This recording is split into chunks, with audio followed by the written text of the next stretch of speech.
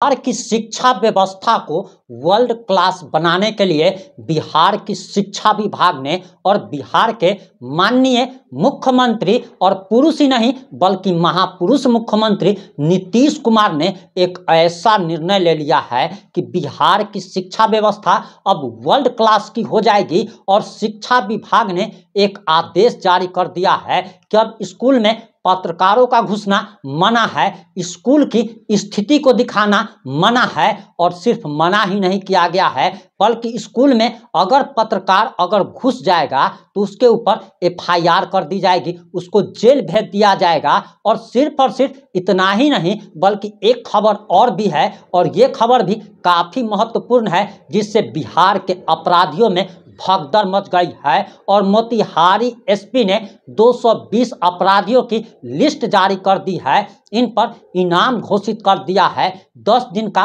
Ultimatum दिया गया है और कह दिया गया है कि बउआ सुग्गा 10 दिन के अंदर में बढ़िया से सरेंडर कर दो और नहीं तो हम बुलडोजर लेकर पहुंचेंगे और तुम्हारे बाप दादा ने या फिर तुमने जो बड़ी मेहनत से चाहे चोरी चमारी से जो ये घर बनाया होगा उसको बुलडोजर से हम नेस्ता नाबूद करेंगे और उसके बाद खिड़की चौखट उखाड़ उठाकर भी लेते चले जाएंगे। और इसके बाद भगदड़ मच गई है। और आखिर पूरा मामला क्या है, पूरा मामला इस 4 से 5 मिनट की रिपोर्ट में हम आपको बताने जा रहे हैं।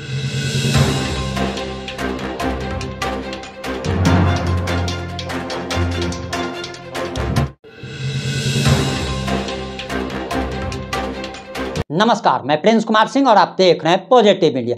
दरअसल बिहार के माननीय मुख्यमंत्री और पुरुष ही नहीं बल्कि महापुरुष मुख्यमंत्री नीतीश कुमार ने एक बड़ा निर्णय लिया है और शिक्षा विभाग ने क्या आदेश जारी किया है वो पहले सुन लीजिए, उसके बाद हम आपको अपराधियों में कैसे भगदड़ मची है उसके बारे में भी बता देंगे। दरअसल शिक्षा विभाग की काफ़ी किरकिरी हो रही थी, नीतीश कुमार की पोल खुल रही थी क्योंकि कुछ पत्रकार जो है स्कूल में जा रहे थे, दिखा रहे थे कि स्कूल में कितनी गंदगी है, टॉयलेट कितना गंदा रहता है, टीचर आते ही नहीं हैं, आते हैं तो पढ़ाते ही नहीं हैं और बच्चों को कितनी सारी दिक्कतों का सामना करना पड़ता है। और नीतीश कुमार ने निर्णय ले लिया कि आखिर इसमें सुधार कैसे किया जा सकता है। तो सुधार करने के लिए तो टीचर को आना पड़ता, समय से आना पड़ता, बच्चों के लिए अच्छा टॉयलेट का निर्माण कराना पड़ता, बाउंड्री वॉल का निर्माण कराना पड़ता और भी बहुत कुछ कराना पड़ता।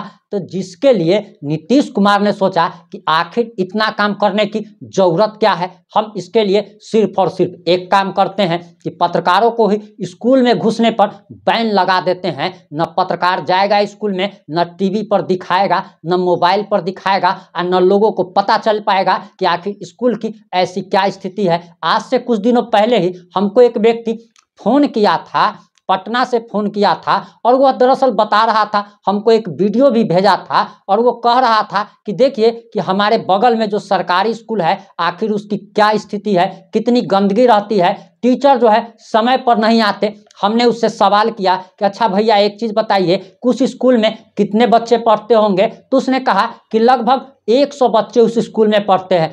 हमने कहा कि आप 100 बच्चे जब उस स्कूल में पढ़ते हैं तो सब बच्चा जो है वो अनाथ तो होगा नहीं, बाप माई तो होबे करेगा, तो आप सभी लोग जाकर के स्कूल में धरना प्रदर्शन क्यों नहीं करते हैं? तो वो व्यक्ति हमको कहता है कि ये काम तो आप लोगों का है, आप लोग जाकर के दिखाइए। हमने उसको बोला कि सरकार अब कह रही है कि केस कर देंगे, केस कर देंगे, यानी कि स्कूल में जाने पर रिपोर्टिंग करने पर केस कर देंगे। तो क्या मेरे ऊपर जब केस होगा तो केस लड़ने के लिए आप पैसा दीजिएगा?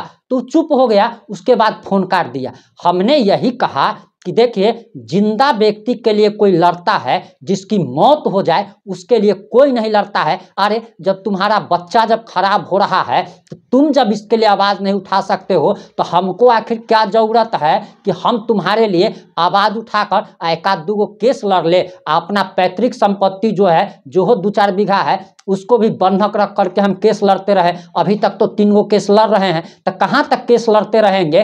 तो ये सारी बातें हैं। तो आपको भी आगे आना होगा और जनता अगर आगे नहीं आएगी तो पत्रकारों का मुंह तो नीतीश कुमार ने बंद कर ही दिया है। तो हम लोग आखिर क्यों जाएंगे आखिर केस करवाने, और जेल जाने की आखिर क्या जरूरत है कि हम जेल जाएं और बाल बच्चा भूखे मरे। तो इसके लिए आप लोगों को आगे आना होगा और सरकार की इन नीतियों का विरोध करना होगा, क्योंकि जिंदा कौम की ही लड़ाई लड़ी जाती है, जिसकी मौत हो गई हो उसकी लड़ाई कोई नहीं लड़ता।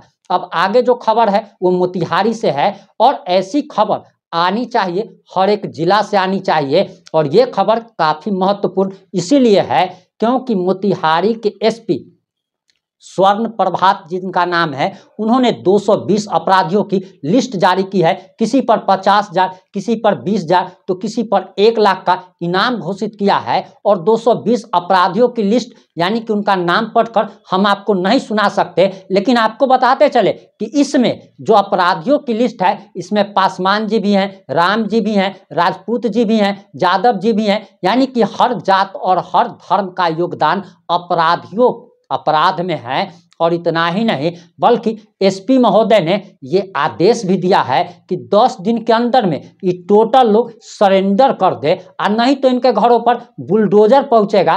पहले चौखट के मारी जो भी बढ़िया बढ़िया चीज होगा, पलंग उलंग टीवी उवी, वो सब उठा लिया जाएगा और कुर्की जब्ती के माध्यम से ये सारा कुछ थाना पर लाया जाएगा, और बाद बाकी जो खंडहर बसता है उसको बुलडोजर से गिरा दिया जाएगा। तो अब आपकी इस पर क्या प्रतिक्रिया है? क्या पूरे बिहार में ऐसा नियम और तत्काल सभी एसपी को ऐसा आदेश क्या जारी करना चाहिए? आपकी इस पर क्या प्रतिक्रिया है? अपनी प्रतिक्रिया जरूर दीजिएगा। इन इनामी अपराधियों की गिरफ्तारी में सहयोग दें और इनाम की राशि प्राप्त करें। आपकी पहचान जो है वो गुप्त रखी जाएगी। और ये सभी जो 220 कुख्यात अपराधी हैं, इनकी सूची जो है वो सार्वजनिक की जा रही है। और इन सभी अपराधियों को 10 दिन का समय दिया जा रहा है कि वो माननीय न्यायालय में आत्मसमर्पण करें। और आत्मसमर्पण नहीं करने की स्थिति में इनके घर की जो है वो कुर्की की जाएगी। और ये जो 220 कुख्यात अपराधी हैं, इनमें 51 जो अपराधी हैं वो हत्यारे हैं, हत्या के कांड में वांछित हैं। 65 जो अपराधी हैं वो लूट के कांड में वांछित हैं। 21 अपराधी जो डकैती के कांड में वांछित हैं। और इसमें 28 शराब माफियाओं पे भी इनाम की घोषणा की गई है। और 12 जो है नशे के जो तस्कर हैं, ड्रग्स तस्कर पे भी इनाम की घोषणा की जा रही है। और इसमें 8 जो अपराधी हैं वो नेपाली डकैत हैं, उनके ऊपर ही 50-50 हज़ार का इनाम की घोषणा की गई है। और इन सभी अपराधियों को 10 दिन का समय दिया जा रहा है। 10 दिन के अंदर माननीय न्यायालय में आत्मसमर्पण करें। और ऐसे नहीं करने पर इनके घर की जो है माननीय न्यायालय से आदेश प्राप्त कर कुर्की जब्ती की कार्रवाई पुलिस के द्वारा की जाएगी। कि ऐसे अपराधियों की सूचना जो है वो मोतिहारी पुलिस अधीक्षक के व्हाट्सएप नंबर पर दें। मोतिहारी पुलिस अधीक्षक का जो नंबर है वो मैं बता रहा हूँ 9431822988 94 318 22 988। इस नंबर पर आप मुझे सूचना दे सकते हैं ऐसे अपराधियों की। और इसी के साथ साथ मोतिहारी की जो आम जनता है उनसे अपील की जाती है कि इस तरह के और भी कई कुख्यात अपराधी हैं जो भ्रमणशील हैं या सक्रिय हैं, तो उनकी सूचना भी आप मुझे दे सकते हैं। उन अपराधियों पर भी जो है इनाम की घोषणा की जाएगी। जुड़े रहे हमारे साथ। जय हिंद, जय भारत।